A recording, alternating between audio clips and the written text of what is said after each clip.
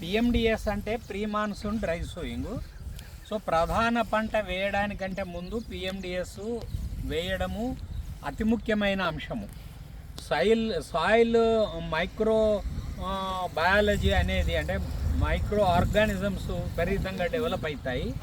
So చూడండి, అంటే 30 రకాల పంటలు వేయడం మూలాన మనము ఇది జీలుగలు అంటారు. ఈ జీలుగలకు బుడిపెలు, విపరీతమైన బుడిపెలు అంటే నైట్రోజన్ ఫిక్సింగ్ బ్యాక్టీరియా ఈ బుడిపెళ్ళల్లో ఉంటుంది. సో ఇది సహజ సిద్ధంగా మనకు నత్రజని ఎరువులను భూమికి అందించేటువంటి చర్య ఇది చేపడుతుంది.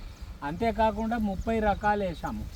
ఈ 30 రకాలు ఇప్పుడు ఇంత లగ్జూరియస్గా పెరిగింది కాబట్టి దీని పచ్చి రొట్ట 1 ఎకరానికి మనం హార్వెస్ట్ చేస్తే 5 నుంచి 6 టన్నుల పచ్చి రొట్ట దీంట్లో వెళ్తుంది. అంటే ఇప్పుడు 6 టన్నుల పచ్చి రొట్టను మనము ఇదే భూమిలో ఇన్కార్పొరేట్ చేస్తున్నాము.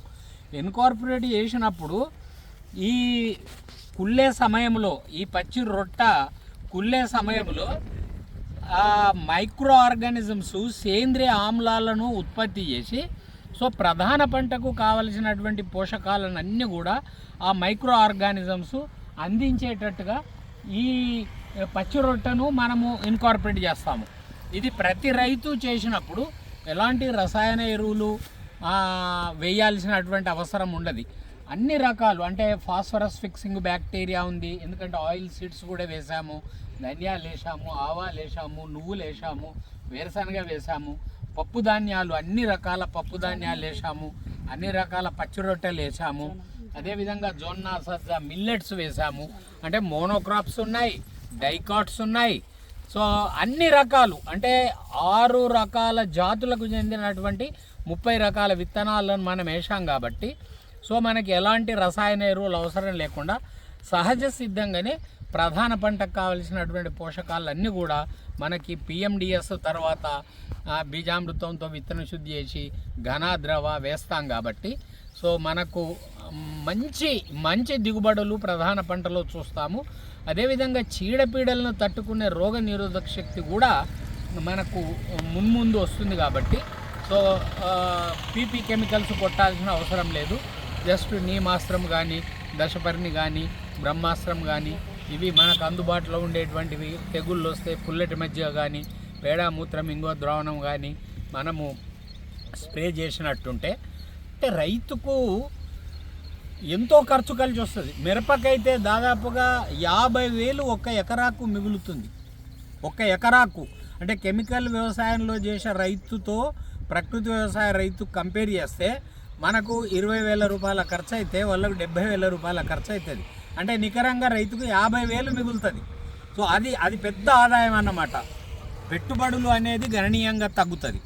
దిగుబడులు ఆల్రెడీ 3 సంవత్సరాల నుంచి చేస్తున్నారు కాబట్టి కెమికల్లో ఎంత ఈల్డ్ వస్తే ఇప్పుడు వినోదాకు కూడా ఈ సంవత్సరం 3 సంవత్సరాల నుంచి చేస్తుంది కనుక ఈ సంవత్సరం ఆమెకు on par with chemicals yield రావడానికి అవకాశం ఉంది.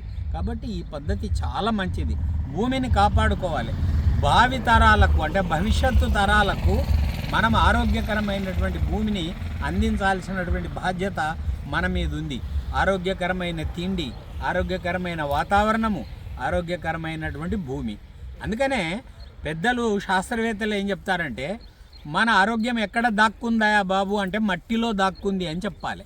అది కరెక్ట్ పద్ధతి. మట్టి ఆరోగ్యంగా ఉంటే పండే పంట ఆరోగ్యము, మనం తిని ఆరోగ్యము. కాబట్టి మనం ఆరోగ్యం, మట్టిని ఆరోగ్యంగా కాపాడాలి. అదే ప్రకృతి వ్యవసాయం యొక్క ధ్యేయము. Okay sir, thank you so much sir. నేటండి పల్నాడు జిల్లాకి రైతు సాధికార సంస్థ రాష్ట్ర కార్యాలయం నుంచి రావడం జరిగింది. సార్ చాలా చక్కగా చెప్పారు. నేల ఆరోగ్యంగా ఉంటే మొక్కలు ఆరోగ్యంగా ఉంటాయి, మొక్కలు ఆరోగ్యంగా ఉంటే మొక్కల నుంచి వచ్చినటువంటి ఆహార పదార్థాలను తీసుకున్నటువంటి మనము ఆరోగ్యకరంగా ఉంటాము. కాబట్టి భూసారాన్ని పరిరక్షించుకోవటం, ప్రకృతి పర్యావరణాన్ని కాపాడుకోవటం, మానవుల యొక్క ఆరోగ్యాన్ని కాపాడుకోవటం మనందరి బాధ్యత. కాబట్టి ప్రతి ఒక్కరూ ప్రకృతి వ్యవసాయ విధానంలో వ్యవసాయం చేసి మరి తక్కువ ఖర్చుతో నాణ్యమైన దిగుబడులు సాధించడమే కాకుండా పండించిన ఆహార పంటలన్నింటినీ, ఉత్పత్తులన్నిటినీ కూడా అందరికీ అందుబాటులో ఉంచి మరి వారు కూడా ఈ సర్టిఫికేషన్ అనేది తీసుకొని ఆర్గానిక్ సర్టిఫికేషన్ తీసుకొని తద్వారా మంచి లాభాలు పొందవలసిందిగా తెలియజేస్తున్నాను. Thank you. 1.5